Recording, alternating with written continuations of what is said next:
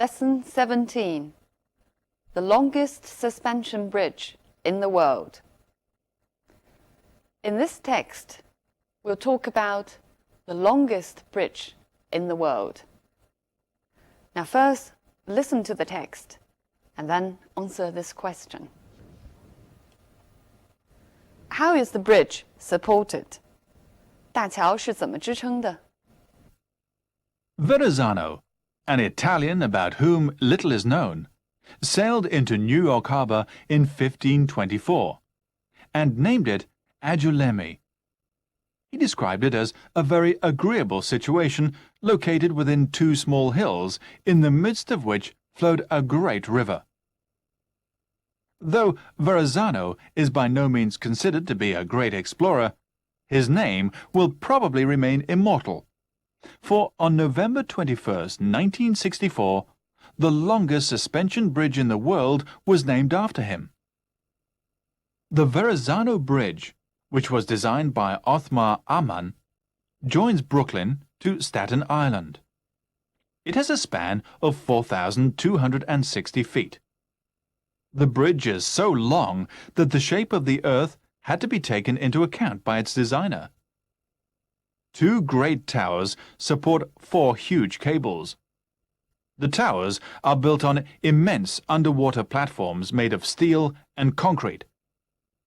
The platforms extend to a depth of over 100 feet under the sea. These alone took 16 months to build. Above the surface of the water, the towers rise to a height of nearly 700 feet. They support the cables from which the bridge has been suspended. Each of the four cables contains 26,108 lengths of wire. It has been estimated that if the bridge were packed with cars, it would still only be carrying a third of its total capacity. However, size and strength are not the only important things about this bridge. Despite its immensity, it is both simple and elegant, fulfilling its designer's dream to create an enormous object drawn as faintly as possible. Okay, now can you answer this question? How is the bridge supported? Right.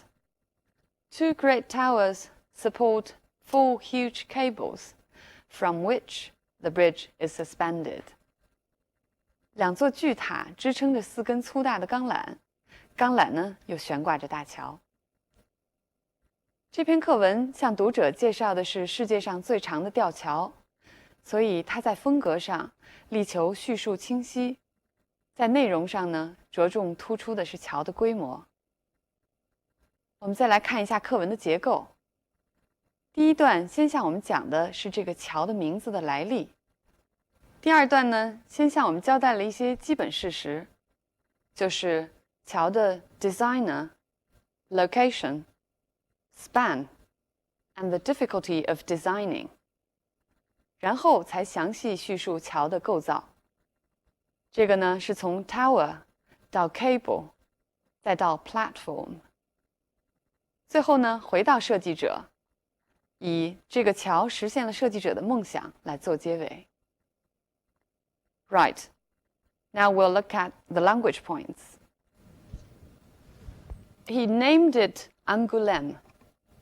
Name 在这里做动词，把它取名为什么？课文后边呢 ，name 作为动词又出现了一次。The longest suspension bridge was named after him.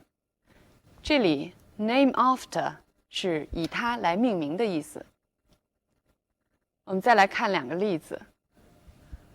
We name our son Bill. 我们给我们的儿子起名字叫 Bill。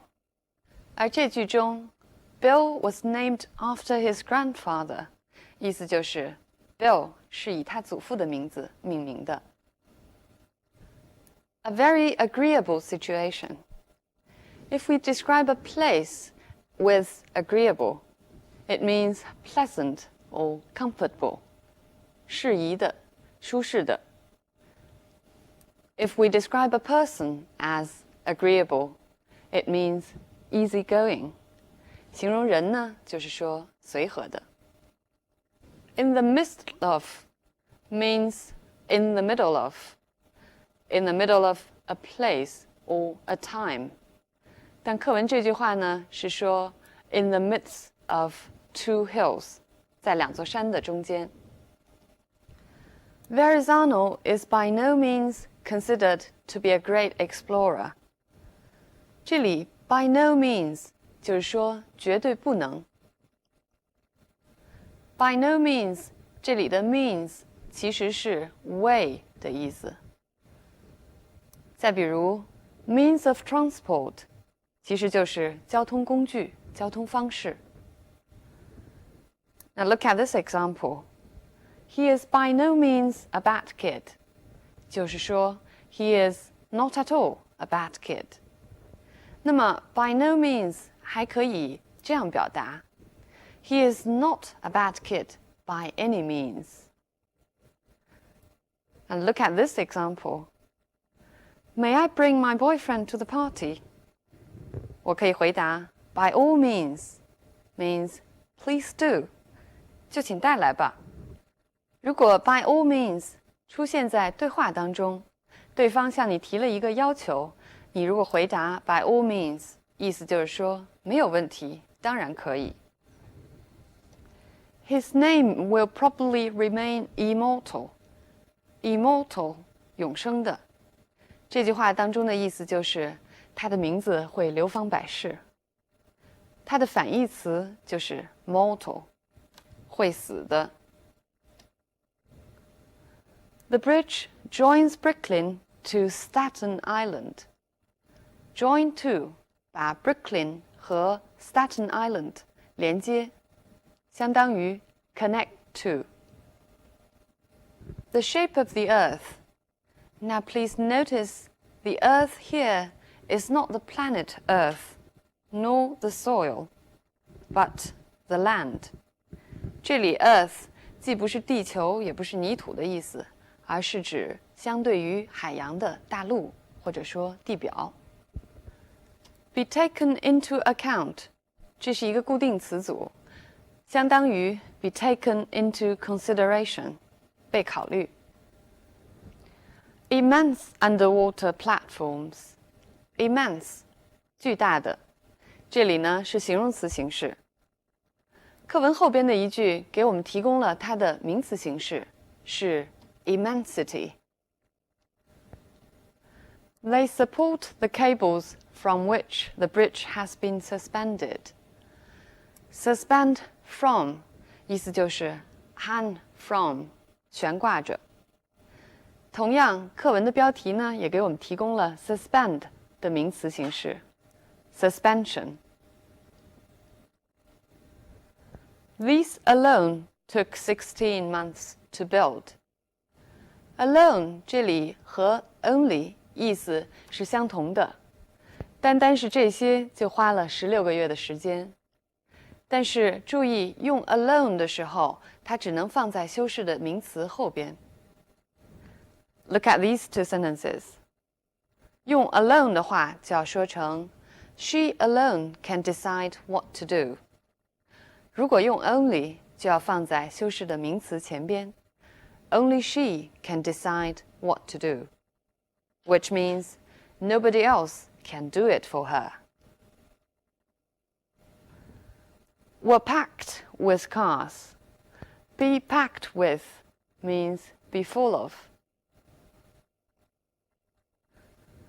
Fulfilling its designer's dream.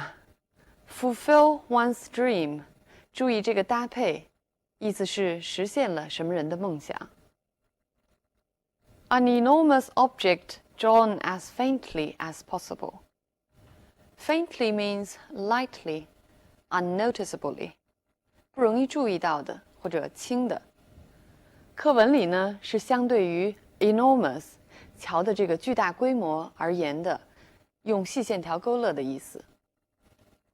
这篇课文为了生动表现桥的巨大规模和它庞大的载重量，尤其注重使用动词和表达度量的名词的搭配，而不是用我们惯常所见的用系动词、be动词再加上表示度量的形容词这种方式。我们来看看课文当中的例句。说到桥的跨度，用了 It has a span of。说到桥的深度，用了 extend to a depth。动词 extend 和表示深度的名词 depth 相搭配。如果按照我们上边说的第二种方式，这句话就会表达成 The platforms are over 100 feet deep under the sea。说到桥的高度呢，也是同样 The towers rise to a height of nearly 700 feet。这句话当然也可以说成 The towers are nearly 700 feet high。讲到长度 Each of the 4 cables contains 26,108 lengths of wire。载重量用 carry 和 capacity 这个名词来搭配。使用动词和表示度量的名词的搭配呢，在文体上就会显得更加正规，叙述口吻也显得更加客观。此外呢，动词本身就表达了一定的力度，这样可以直接的指涉表达度量的意义。Now finally, let's come back from the language to the text itself. 最后呢，我们再回过头来看看课文。This text is a description of a bridge. In other words, it's a descriptive essay. Descriptive essay 就是说明文，或者说叙述性的文章。In a descriptive essay, clarity is the most important thing. How to achieve clarity then? 怎么才能做到叙述的清晰呢？ One tip is that you need to be consistent in describing things. 就是说，叙述的方向一定要统一，尤其是在描述一个事物的结构或者位置的时候。No matter which direction you take, you need to follow that direction all the time. 除此之外，一个简要的介绍 a brief overview might be very helpful. 就像课文的第一段所做的那样。但是这种说明文体容易写得枯燥乏味，为了避免这一点呢，我们需要组织一些有趣的材料，借以呢对整篇的文体加以调节。就像课文的结尾 The designer's dream adds some interest to the whole essay. All right, so much about descriptive essays. I'll see you next time.